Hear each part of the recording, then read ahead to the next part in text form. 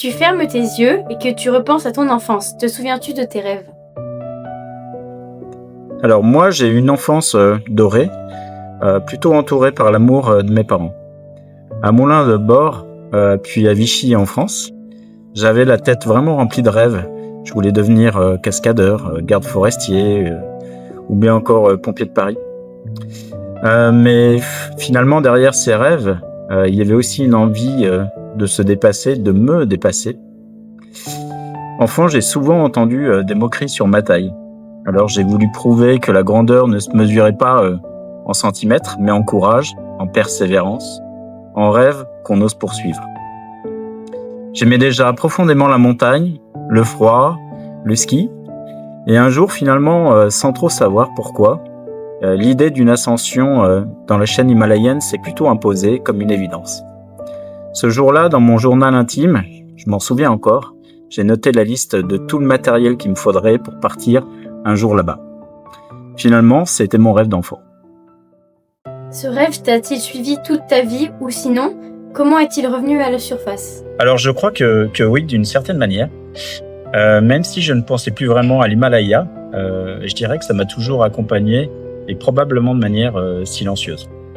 À travers mon amour pour la montagne, les randonnées, mes sorties en montagne et finalement tous ces sports comme le parapente par exemple, qui sans que je m'en rende compte me ramenaient toujours un peu plus près de mon rêve. Parce qu'au fond, finalement, certains rêves ne nous quittent jamais vraiment. On va dire qu'ils attendent simplement le bon moment pour renaître. À quel moment t'es-tu dit « c'est maintenant » ? Alors je dirais que ce moment est arrivé après le décès de mes parents. Leur départ m'a profondément bouleversé, comme vous pouvez vous en douter. J'ai pris conscience de la fragilité de la vie, que tout était éphémère, fragile et puis friable. On met souvent les choses à plus tard, jusqu'au jour où le temps, lui, ne nous attend plus.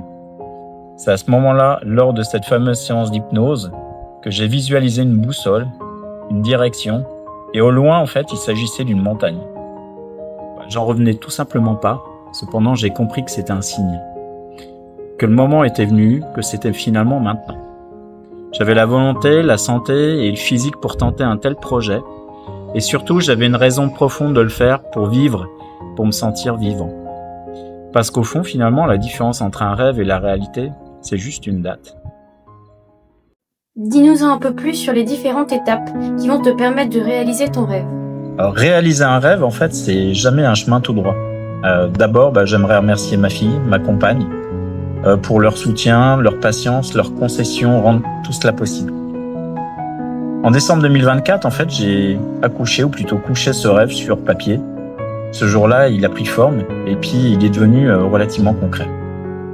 Début 2025, au vu de la complexité de ce projet, je me suis entouré de professionnels, en préparation physique, mais pas seulement, en diététique, en alpinisme et en accompagnement pour la santé mentale. Puis finalement vient le temps du travail, du corps et de l'esprit avec des entraînements réguliers, des stages techniques sur neige et glace, la préparation mentale et aussi des nuits en altitude ou en chambre hypoxique.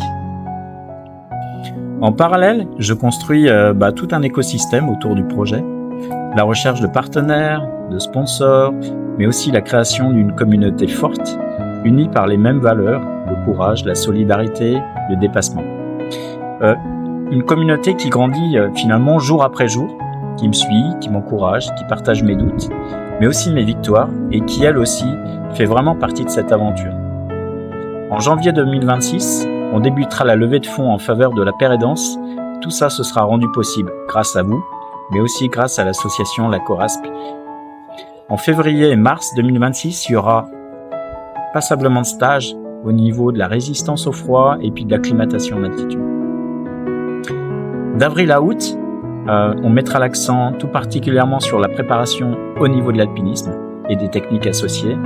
Et en parallèle, il y aura un travail d'acclimatation en chambre époxy, de manière à arriver dans des conditions qui soient les plus optimales. Tout cela en parallèle, bien sûr, accompagné d'une préparation physique régulière. Et enfin, pour finir, début septembre 2026, le grand départ pour le Shōryū. À mes côtés, un parrain d'exception, Jean Troilet, et derrière moi, une force collective.